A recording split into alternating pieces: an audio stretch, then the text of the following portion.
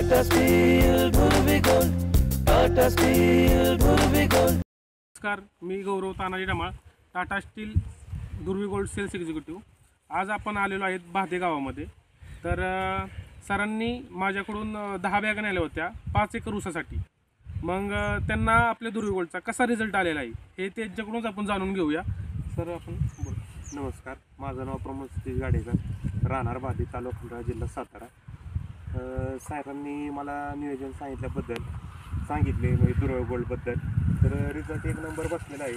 कधीच असे बघायला भेटणार आहेत फुटवे, अशी 20-25 फुटवे एका ठोंबाला निघलेले आहेत खाली सुरुवातीपासूनच। बघा 1 2 3 4 5 6 7 8 9 10 असे इकडं बघा भरपूर फुटवे दिसत आहेत। आणि जाडी पण ऊसाची चांगली व्हायला लागलेली आहे। बघा जाडी पण ऊसाची एक नंबर व्हायला लागलेली आहे दरवर्षीप्रमाणे।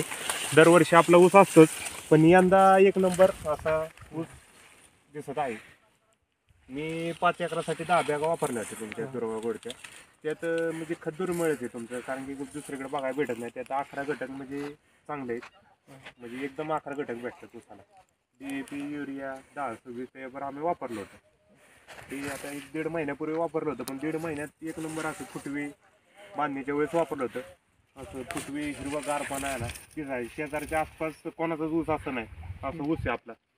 एकरी बाबा आमचं दरवर्षी 65-70चं ॲव्हरेज गावतं, पण यंदा तुमच्या खतामुळे 80 पर्यंत सापडू शकतो असं मी, कारण की त्याची ग्रोथच अशी ऊसाची सगळं हिरवंगारपणा नसतं, चकाकी तेज दिसते।